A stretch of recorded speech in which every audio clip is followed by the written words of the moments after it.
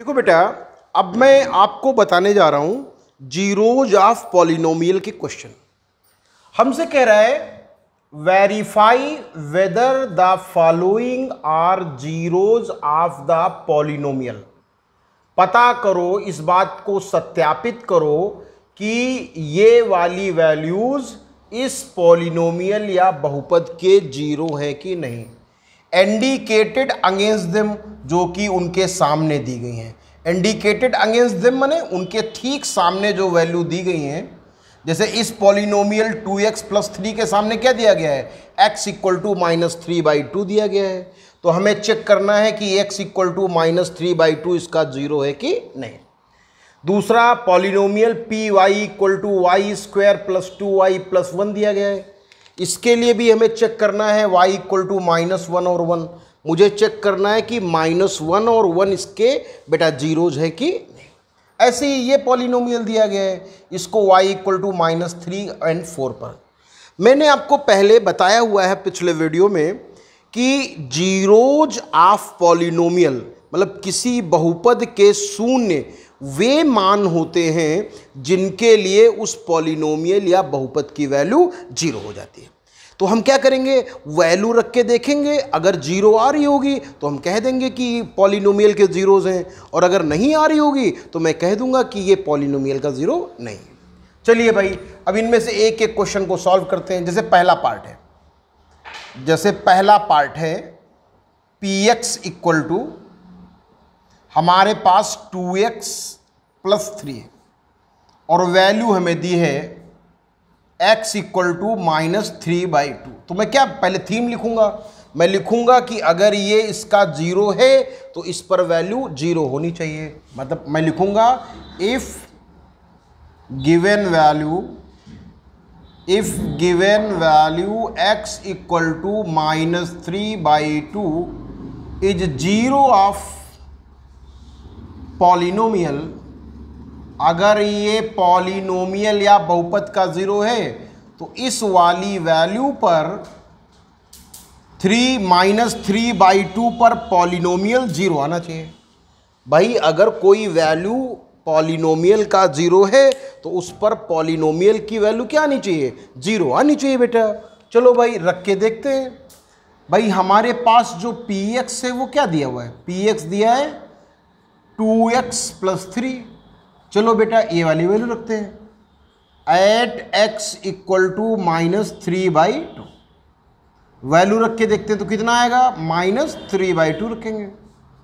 कितना आएगा, 2 × x के प्लेस पर -3/2 प्लस बेटा 3। ये 3 है, ये 2 है, और x के प्लेस पर वो वाली वैल्यू जिस पर हमें प्रूफ करना है।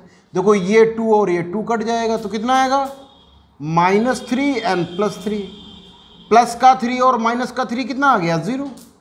मतलब आप क्या पा रहे हैं कि -3/2 पर पॉलिनोमियल की वैल्यू 0 आ गई।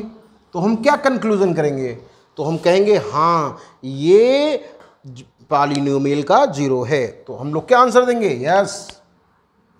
Yes x = -3/2 is zero of polynomial. मतलब पॉलिनोमियल का ये 0 है। कोई भी वैल्यू पॉलिनोमियल का 0 तब होगी जब उसके लिए पॉलिनोमियल 0 हो जाएगा। ठीक है बेटा, ये बात तुम लोगों को समझ में आई। अच्छा चलो इसका सेकंड पार्ट करते हैं। तो ये वाली वैल्यू आप वीडियो को पॉज कर कॉपी में रोक लीजिए। वीडियो को पॉज कर लो तो ये वाली वैल्यू आप कॉपी में उतार लेंगे। अब हम सेकंड पार्ट की बात करते हैं, इस वाले पार्ट की बात करते हैं। इसके लिए देखते हैं सेकंड वाला पार्ट, मीन्स ये वाली वैल्यूज। चलो भाई अब हम इस सेकंड पार्ट की बात करते हैं। कौन सा सेकंड पार्ट है, py है। कितना है, py ये मतलब क्वेश्चन का थर्ड पार्ट था, क्वेश्चन में थर्ड प्लेस पर दिया गया था y² + 2y + 1। लो बेटा ये हमने नोट कर लिया। पॉलिनोमियल y पर बना है इसलिए यहाँ py लिखा है, x पर बना होता तो x y² + 2y + 1। और हमें इंडिकेटेड वैल्यूज क्या दिए हैं, एक y इक्वल टू -1 और एक 1। अब हम यहाँ पर दो हैं तो मैं एक्सिलरी r यूज करूँगा कि -1 and 1 are zeros of polynomial. तो अगर पी वाई की वैल्यू ये है और अगर गिवन वैल्यूज जो है, गिवन वैल्यूज, क्योंकि अब सिंगुलर तो बचा नहीं बेटा, दो दो वैल्यूज हैं तो प्लूरल वर्ड यूज करेंगे। If given values y equal to -1 and y equal to +1 are zeros of polynomial, तो क्या होगा, -1 पर भी वैल्यू 0 आनी चाहिए एंड बेटा 1 पर भी बेटा पॉलिनोमियल की वैल्यू 0 आनी चाहिए। चलो इस बात को हम लोग वेरीफाई करा के देखते हैं, रख कर देखेंगे क्या आएगा। पॉलिनोमियल में हम लोग एक बार रखते हैं वैल्यू। दो पॉलिनोमियल हमारे पास क्या है, हमारा पॉलिनोमियल है y² + 2y + 1। अब पहले हम -1 रखेंगे, तो एट x इक्वल टू -1, देखो पॉलिनोमियल की वैल्यू क्या आएगी -1 पे, जहां जहां y है वहां रखो, sorry not y, x, y की वैल्यू -1 रखो। तो जब बेटा वैल्यू नेगेटिव हो तो ब्रैकेट लगा के रखना, -1 का स्क्वायर +2 टाइम्स ऑफ -1 एंड +1। -1 का स्क्वायर 1 होता है बेटा, 2 को -1 से मल्टीप्लाई करो -2 होता है एंड इट इज +1।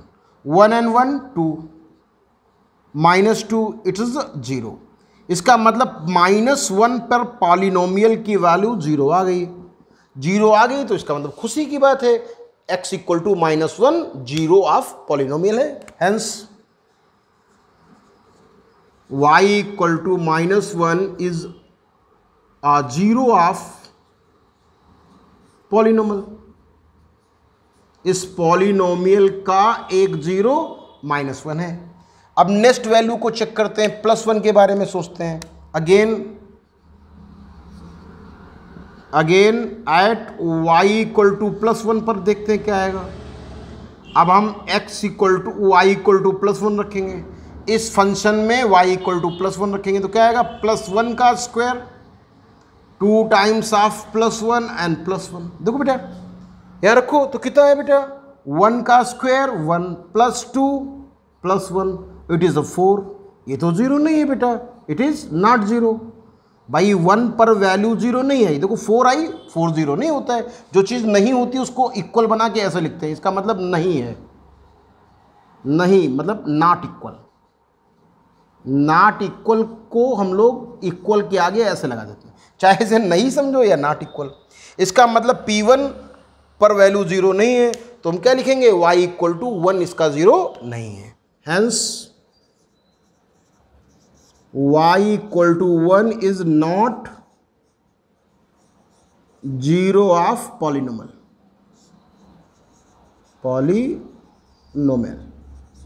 इसका मतलब y इक्वल टू 1 इस पॉलिनोमियल का 0 नहीं है।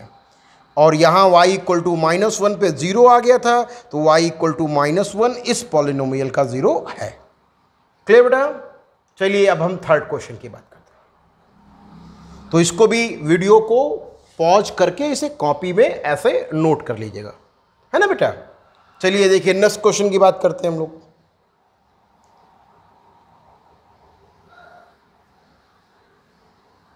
नेक्स्ट क्या है बेटा, हमारे पास जो वैल्यूज हैं ये पॉलिनोमियल क्या है, y + 3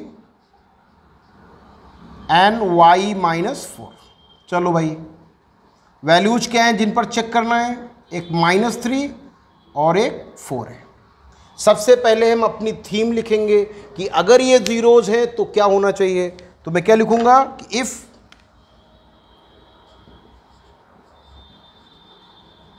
these values are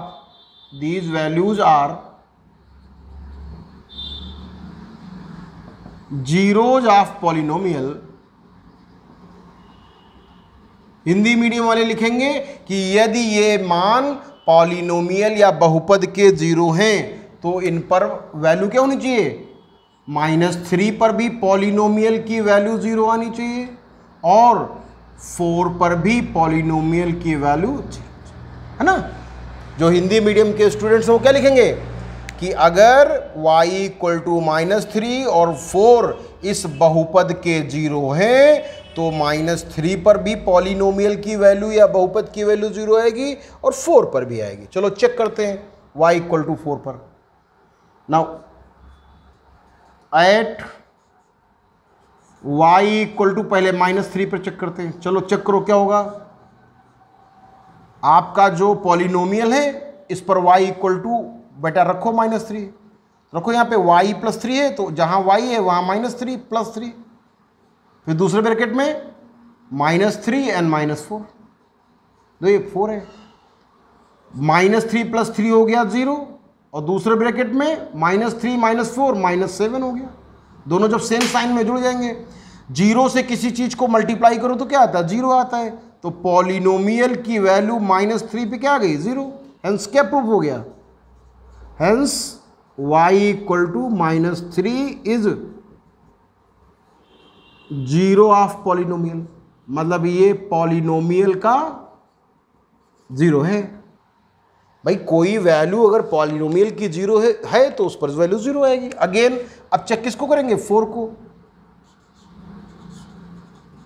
again at y equal to 4, अब जहां पर y है वहां 4 रख दो बेटा।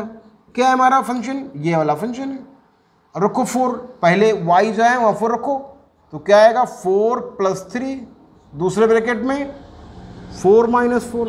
आप एक ही ऐसा सिंबल रखो, इसे इसको वैसे ही 4 बना लेते हैं ताकि देखने में एक जैसा 4 लगे। अब क्या आएगा 4 और 3 7 और 4 में 4 चला गया 0। अगेन वही बात आई, 0 को 7 में मल्टीप्लाई करोगे तो कितना आएगा बेटा 0 ही आएगा। 0 में किसी भी चीज को मल्टीप्लाई करो 0 ही आएगा। तो यहां पर भी वैल्यू 0 आ गई। तो इससे क्या प्रूफ हो गया कि 4 भी 0 है। So y equal to 4 is also 0 of polynomial, मतलब ये भी पॉलिनोमियल का क्या है 0 है। तो आपने दिखाया कि -3 भी उसका 0 है और 4 भी 0 है। तो इन दोनों को फाइनली क्या लिखेंगे, finally it is proven y equal to -3 and 4 both are zeros of given polynomial, given polynomial, मतलब दोनों ही गिवन पॉलिनोमियल के जीरोज। ठीक बेटा, तो इस तरीके के क्वेश्चन इस तरह सॉल्व किए जाते हैं। इनको प्रॉपरली कॉपी पे नोट कर लीजिएगा।